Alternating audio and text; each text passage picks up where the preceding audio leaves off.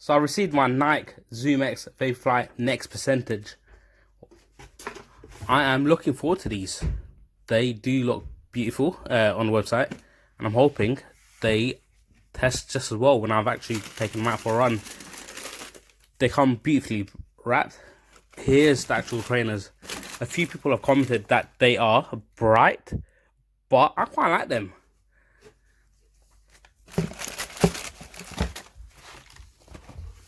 Here they are. And they also come with a nice bag to protect them. Here's the bag. I have actually got a personalized bag with these, which I'm going to be using instead. It's not this bag. I will show that on a later video, but I'll let you guys know how the run goes and what they feel like. Speak to you guys later. So here the boots are nice and fresh on my feet. I'm ready to go for my run. I'm really looking forward to it. It's going to be a 45-minute easy one. I'll let you guys know how they feel. Oh, I was taking these bad boys out for a run. What can I say about them? They're quick. They weigh 190 grams compared to the Brooks Ravana 9, which I've been wearing, and also the A6 GT 2007, which I've been wearing and loved, won them for the marathon. They're super light. The A6 are 302 grams from my understanding, and the Nike Next Percent 191 grams, I believe. I wasn't meant to run fast at all, but I just couldn't slow down in them. I don't know if it's placebo or the fact that it's so light and so agile. I set my second best ever mile PB, and considering I've not really ran for the last 4.5 weeks because of niggles, I'm super surprised.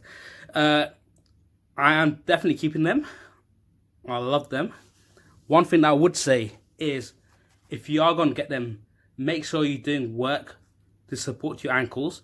With a lot of trainers, especially for example GT 2000 or Ravana 9, they're made for support, and therefore they're easier on your ankles.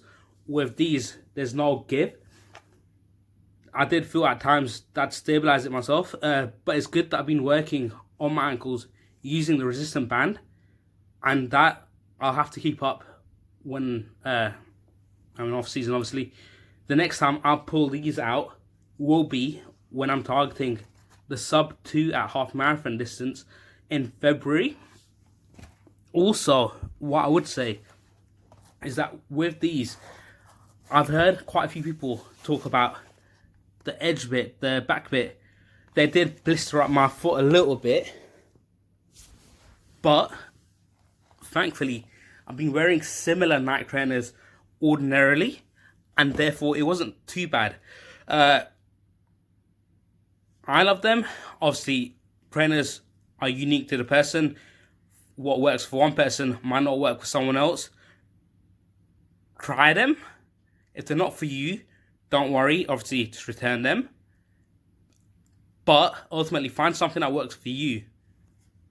Anyway, I'm now going to put these trainers away into my personalized bag. Bought that the other day, Transformation Runner. I love the bag. And bring them out in February when I'm targeting sub 2. Before then, obviously, I'll work on my strength, work on mobility, work on pace, and I also want to lose weight. I want to be 72 kilograms by the time I take on that challenge. Currently, I'm 82, so 10 kilos to lose before mid-Feb. I'm definitely up for it, and my treat will be to wear these at a half marathon distance. Speak to you guys later. So I just want to quickly cover off, like I was saying, with the new trainers that I've got, they are a lot harder on your ankle. You need to make sure that your ankles are strong and that your gait is decent. What I would recommend doing is either stepping down in terms of your stability and then migrating across and using the new trainers for race day, or you can continue using the same trainers that you're using, which is what I'm going to be doing, and working your ankles a lot better, making sure they're as strong as possible, so that when you are wearing the trainers for race day, but also generally for training. You got a lot more efficient stride, you got a lot more efficient running, and that your body's not taking as much impact from each step that you're taking during your runs. I'll quickly show you what exercises I'll be doing, and which have helped me massively. Exercise that I'd recommend doing is this one. You put your resistance band around your foot and then step downwards.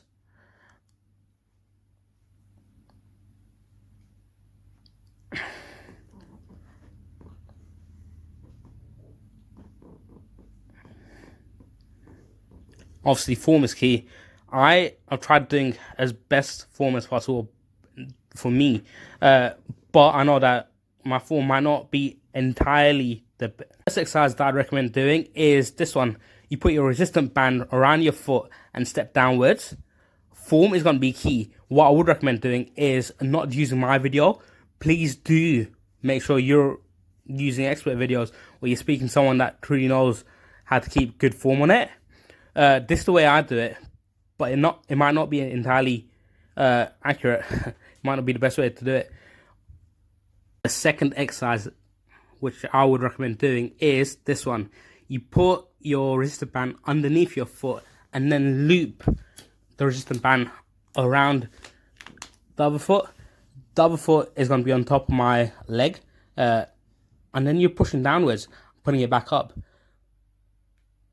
So you're letting it drop and then working it up. Try and angle it.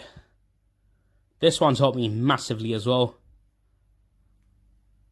And the third one that you can do is just put your resistance band around your foot and let it drop.